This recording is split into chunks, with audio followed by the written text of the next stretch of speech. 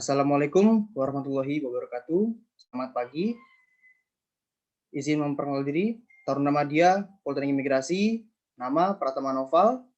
Pada hari ini, saya sebagai perwakilan dari kelompok 2, kelas Hukum Keimigrasian D, akan mempresentasikan terkait mata kuliah Hukum Diplomatik dan Konsuler yang bertemakan penugasan perwakilan negara Indonesia di Belanda.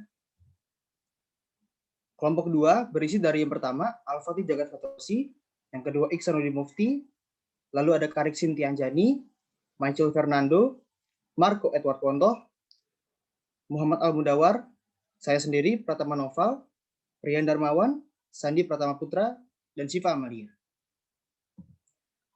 Pada hari ini, agenda pembahasan yang akan dijelaskan ada 8 agenda.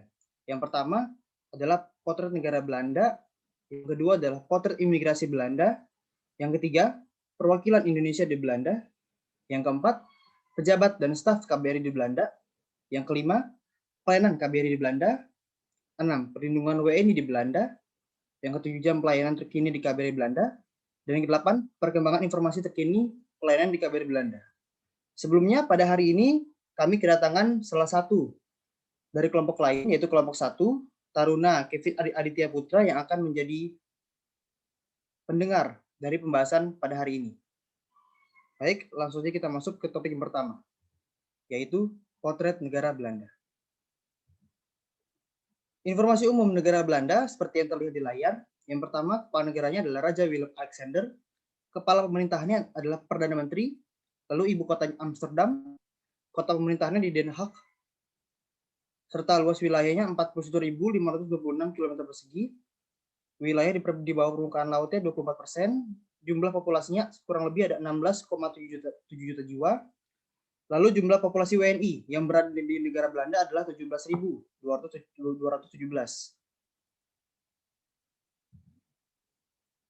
Untuk sistem pemerintahannya, Belanda menganut bentuk pemerintahan monarki konstitusional dengan sistem parlementer. Pembagian kekuasaan antara ratu dan institusi pemerintah lainnya diatur oleh undang-undang. Parlemen Belanda terdiri dari Eerste Kamer dengan 75 anggota yang dipilih oleh Dewan Provinsi, dan Tweede Kamer dengan 150 anggota yang dipilih langsung oleh rakyat. Partai politik utama Belanda terdiri dari CDA, Kristen Demokrat, VVD, Buruh, dan VVD, Liberal. Desentralisasi kekuasaan pemerintah pusat diatur secara jelas dalam konstitusi. Prosedur pembentukan, penggabungan, dan pembubaran pemerintah daerah, serta batas-batas kewenangan pemerintah pusat dan daerah, lalu struktur pemerintah daerah, sistem pengawasan otonomi. Konstitusi Belanda tidak memberikan batasan yang rinci mengenai kekuasaan pemerintahan yang dilimpahkan ke daerah. Namun, konstitusi tersebut menetapkan secara eksplisit masalah-masalah yang menjadi kewenangan pemerintah pusat, yaitu masalah pertahanan, hubungan luar negeri, yang di dalamnya termasuk pembuatan perjanjian, keuangan, peradilan, serta pengaturan hukum perdata dan pidana. Organisasi internasional Belanda adalah pusat, yang dalam hal ini Belanda adalah pusat dari berbagai organisasi internasional, antara lain International Court of Justice, International Criminal Court, International Tribunal for Yugoslavia, dan Organization for the Prohibition of Chemical Weapons. Untuk International Criminal Court atau yang disingkat ICC, menangani kasus pidana yang tergolong sebagai tindakan pemusnahan suatu bangsa atau biasa disebut dengan genosida, dan kejahatan perang yang melanggar hak asasi manusia. PBB mengadopsi konvensi tentang pembentukan ICC tahun 1996. ICC baru akan beroperasi setelah konvensi tersebut diratifikasi oleh 60 negara. Lalu untuk International Court Tribunal for Yugoslavia atau yang biasa disebut ICTY didirikan oleh Dewan Keamanan PBB tahun 1993. Fungsinya antara lain adalah mengadili para tersangka yang dituduh melakukan pelanggaran HAM di Yugoslavia dan membantu proses perdamaian dengan mempromosikan rekonsiliasi di negara tersebut. Organization for the Prohibition of Chemical Weapons didirikan pada tahun 1997 oleh negara-negara yang menjadi pihak konvensi tentang pelarangan senjata kimia dan bertujuan untuk mengefektifkan pelaksanaan konvensi tersebut. Selanjutnya saya akan membahas tentang potret dari imigrasi Belanda. Belanda adalah negara kedua terbaik di dunia dalam hal e-government. Tidak mungkin dipungkiri dengan implementasi e-government, diharapkan setiap institusi dapat mencapai ke suatu keadaan di mana birokrasi yang dijalankan akan lebih transparan, efektif, dan efisien. Yang dalam hal ini adalah e-government tersebut menjadikan suatu proses daripada imigrasi itu menjadi lebih efektif dan efisien, serta tidak ada birokrasi yang terlalu rumit. Nah, sebagian negara besar, pusat Belanda telah berhasil menjalankan dengan sentuhan ICT atau Information Communication and Technology. Yang dalam hal ini tentunya e-government atau electronic e-government tidak akan pernah terlepas dari perkembangan ICT itu sendiri. Imigrasi Belanda berada di bawah kewenangan Kementerian Dalam Negeri Belanda, yang tentunya bertugas dalam mengkoordinasi segala pengembangan teknologi informasi di dalam pemerintahan sehingga penerbitan dokumen seperti paspor. Pemisahan kekuasaan merupakan suatu cara pembagian dalam tubuh pemerintahan agar tidak ada penyalahgunaan kekuasaan. Kementerian Keamanan dan Justisi, maka IND atau Immigration and Naturalistic Dienst adalah lembaga yang bernaung di bawah kementerian tersebut. Tugas pokok dari lembaga imigrasi ini adalah mengatur dan mengevaluasi perizinan bagi warga negara asing yang tinggal di Belanda, memberi suaka bagi orang asing yang mendapat penganiayaan di negara asal mereka atau pengungsi, serta juga memberikan naturalisasi kepada orang asing yang menetap 5 tahun dan berkeinginan naturalisasi atau perubahan daripada warga negara serta urusan visa kunjungan singkat. Dalam pelaksanaan imigrasi Belanda, bekerjasama dengan organisasi mitra pemerintahan dan organisasi internasional guna memerangi atau meredam dalam penyalahgunaan prosedur. Mitra IND seperti polisi, polisi militer kerajaan, dan Departure Service, Badan Pusat untuk Penerimaan Pencari Suaka, dan Organisasi Internasional untuk Migrasi. Dan IND atau Imigrasi Belanda memiliki lebih dari 3.000 karyawan. Imigrasi Belanda merupakan institusi yang mengatur pengawasan izin tinggal orang asing, tapi dalam hal menjaga arus lalu lintas pendaratan ataupun keluar masuk orang asing, baik di bandara ataupun border perbatasan negara tetangga serta port pelabuhan yang dilakukan oleh pihak Koninklijke Marine House. Nah, dalam hal ini tentunya tupoksi atau tugas pokok dan fungsi dari imigrasi Belanda tidak jauh berbeda dalam tupoksi yang ada di imigrasi Indonesia. Dalam hal ini tentunya adalah mengawasi serta memberikan izin tinggal, memberikan paspor kepada warga negaranya, serta juga memberikan pengawasan kepada pengungsi dan lalu lintas orang asing yang masuk atau keluar melalui pintu negara.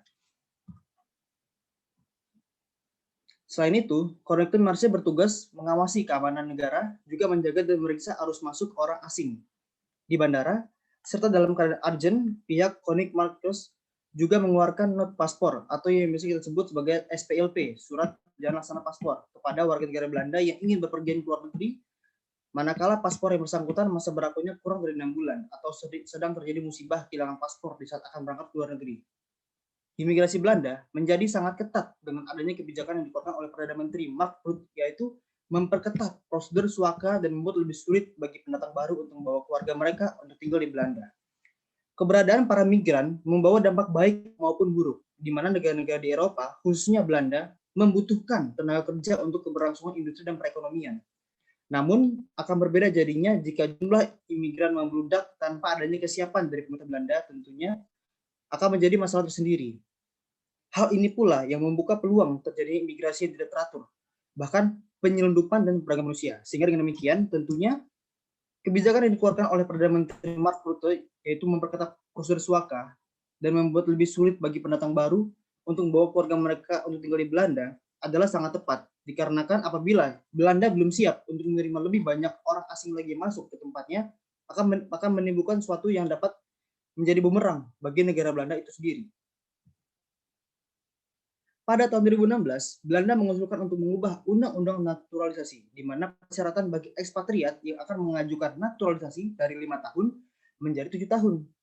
Studi menunjukkan bahwa kesempatan imigran mencari pekerjaan yang mendapat upah dan mengambil kursus pendidikan meningkat jika mereka tinggal di negara itu untuk waktu yang lama.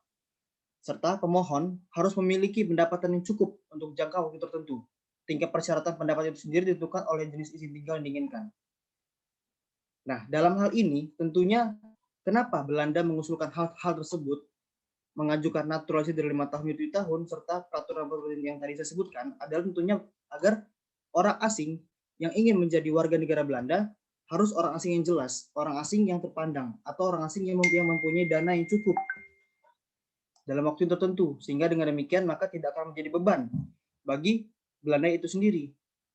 Selanjutnya, misi diplomatik Belanda di luar negeri, kedutaan atau konsulat, baru-baru ini telah diizinkan untuk menambahkan pemberitahuan rencana kerja saat mengajukan MVV, Make Taking Thought for Lockpick, Verbits, atau izin tinggal sementara. Hal ini memungkinkan para imigran yang akan tinggal bersama atau menikah dengan warga negara Belanda atau para high skill imigran disebut juga sebagai tenaga ahli yang dibutuhkan di Belanda, berpergian ke Belanda menggunakan MVV untuk segera memulai pekerjaan setelah kedatangannya. Selanjutnya, saya akan membahas terkait perwakilan Indonesia di negara Belanda. Nah, seperti yang dilihat di layar, ini merupakan foto dari perwakilan Indonesia di Belanda atau di Den Haag. Indonesia memiliki satu perwakilan atau kedutaan besar Republik Indonesia di Belanda. Nah, informasi yang dapat saya sampaikan adalah alamat dari perwakilan Indonesia di Belanda ini adalah di Tobias Aserlan 8 2517 KC Den Haag, Belanda. Untuk nomor teleponnya adalah seperti yang tertera, email dan fax yang ada di layar.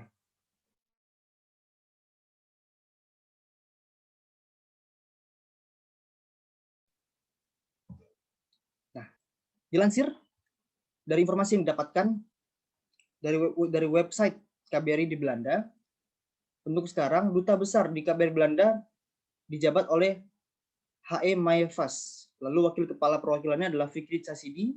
Lalu untuk Minister Consular yang di bidang politiknya dijabat oleh Yuliana Bahar. Sekretaris pertamanya adalah Cecilia Axel Tomahu. Sekretaris keduanya adalah Yuda Firwanto Bagus Triadi. Sekretaris ketiganya adalah Syarifuddin Abdullah. Lalu selanjutnya di bidang ekonomi, Minister Consularnya adalah Norman Effendi. Sekretaris pertamanya adalah Christian Revina. Dan sekretaris keduanya adalah Raisa Mutmaina. Seperti yang bisa dilihat, ini adalah foto dari duta besar KBRI Belanda dan ini adalah wakil kepala perwakilannya. Nah, selanjutnya adalah penerangan sosial budaya. Minister Konsulernya dijabat oleh Ferry Iswandi, sekretaris pertamanya oleh Asik Juwariah, dan sekretaris keduanya oleh Kristiara Lingga Pranata. Di bidang protokol dan konsuler, Minister Konsulernya dijabat oleh Winardi Hanafi Luki, sekretaris pertamanya dijabat oleh Irma Riani, dan sekretaris keduanya dijabat oleh Atu Yudhistira Indarto. Selanjutnya unit komunikasi, atasnya adalah Suparno, dan petugas komunikasinya adalah Bapak Denny Subtendi. Untuk di bidang administrasi, HRD-nya atau treasurer yang pertamanya adalah Raden Aris, lalu HRD atau treasurer keduanya adalah Fitri Yulia, dan sekretaris keduanya adalah Kristiara Lingga Pranata.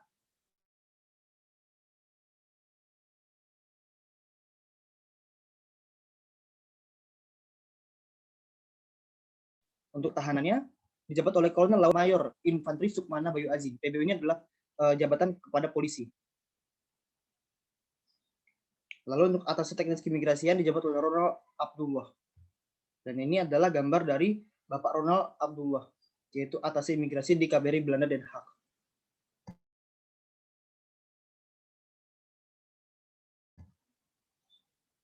Atasnya teknis pendidikan dan kebudayaan dijabat oleh atasnya teknis perhubungan dijabat oleh Muhammad Kusniu, atasnya teknis perdagangan dijabat oleh sahabat Christian Jens, dan atasnya polisi dijabat oleh Kombes Pol Fibrik Karpiananto.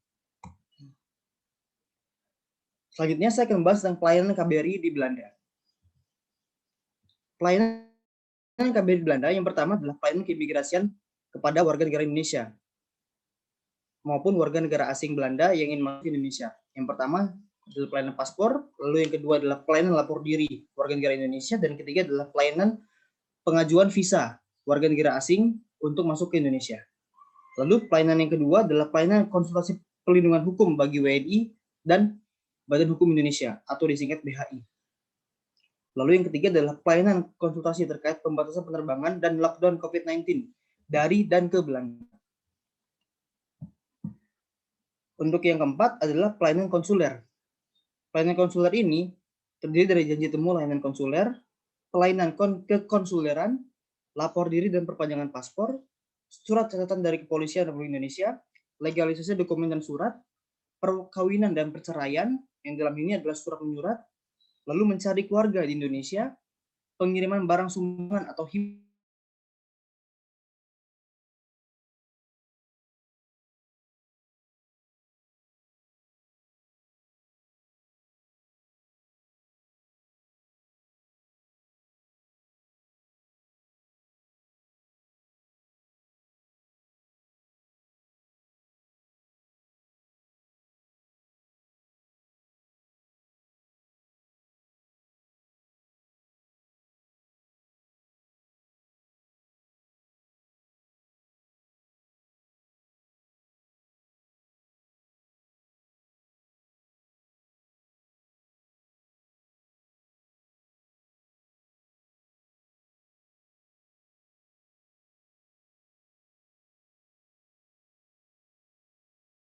Enggak.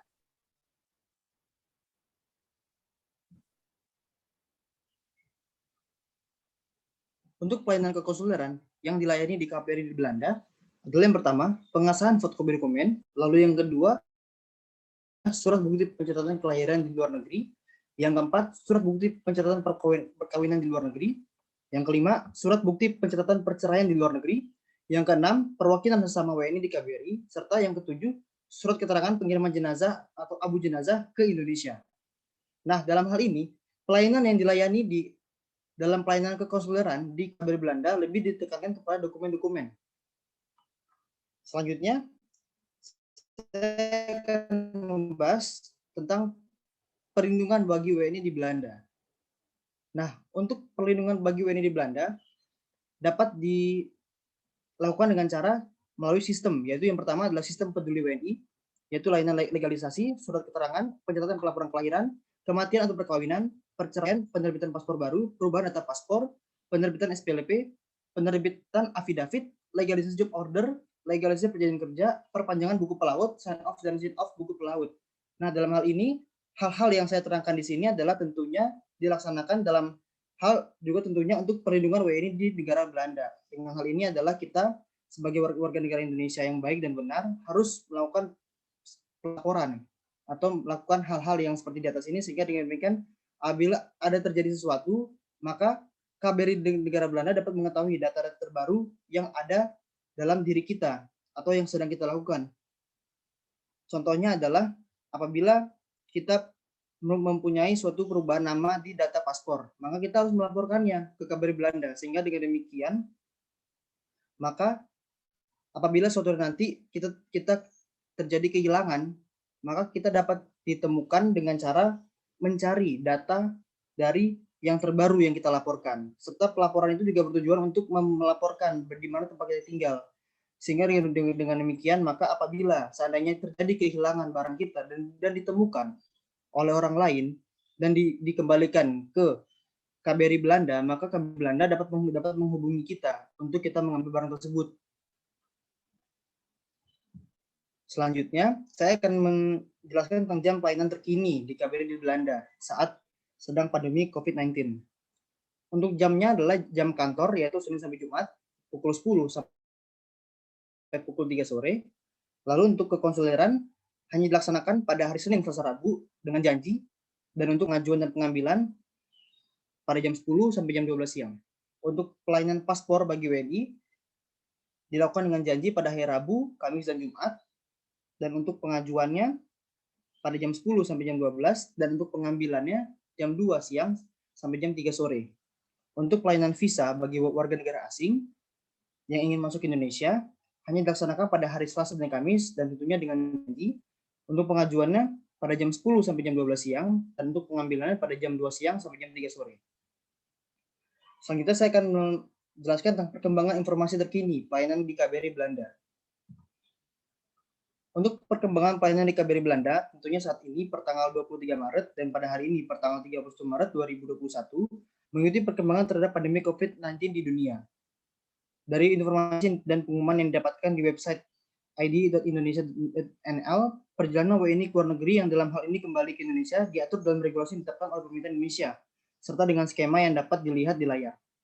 Dan ini merupakan alur penanganan warga negara asing atau warga negara Indonesia yang di pintu masuk. Seperti halnya adanya wawancara, pemeriksaan suhu, tanda dan gejala COVID-19, lalu pemeriksaan saturasi oksigen, serta pemeriksaan rapid test, dan sekarang dilaksanakannya swab test. Dan untuk WNI serta WNA ini apabila rapid test non reaktif dapat melakukan perjalanan dan karantina mandiri, serta kalau dia hasilnya reaktif maka harus mengikuti PCR test, dan apabila tetap reaktif maka harus menjalani isolasi mandiri, dirujuk ke rumah sakit darurat atau rumah sakit yang berhubungan dengan COVID-19, dan apabila dia negatif maka dapat melanjutkan perjalanan dengan membawa HAC, karantina mandiri seperti yang dilaksanakan. Nah, untuk WNA itu sendiri apabila dia rapid test dan dia non reaktif dapat melanjutkan perjalanan, namun tetap harus karantina mandiri dan physical distancing seperti yang dilaksanakan seperti di atas. Namun apabila dia hasilnya reaktif, maka dia harus melayani PCR test, dan juga apabila tetap positif, maka dia akan dirujuk ke rumah sakit darurat atau rumah sakit rujukan COVID-19 serta harus dikarantina. Nah, tentunya ini diatur dalam Surat Edaran Gugus Tugas COVID-19 nomor 4 tahun 2020 dan Permenkumham nomor 11 tahun 2020. Nah, selain itu, menurut informasi yang didapatkan dari website id.indonesia.nl, pemerintah kerajaan Belanda mengeluarkan regulasi terkait penanganan COVID-19 yang tentunya wajib dipatuhi oleh WNI yang berada di Belanda. Adapun regulasi tersebut adalah dapat di layar. Nah, ini adalah regulasi yang dikeluarkan oleh negara Belanda terhadap WNI maupun WNA yang ada di Belanda. Nah, dalam hal ini, kita sebagai WNI yang berada di negara Belanda harus mematuhi peraturan yang dikeluarkan oleh pemerintah kerajaan Belanda. Seperti halnya tidak boleh adanya kerumunan, lalu juga tidak boleh terlalu sering keluar rumah, serta untuk jam-jam restoran itu harus tutup pada jam 21, lalu tidak boleh makan di tempat, serta harus tetap menjaga physical distancing dan protokol-protokol kesehatan yang seperti kita lakukan di Indonesia. Nah, itulah presentasi yang dapat saya sampaikan. Apabila ada pertanyaan, mungkin bisa dapat ditanyakan.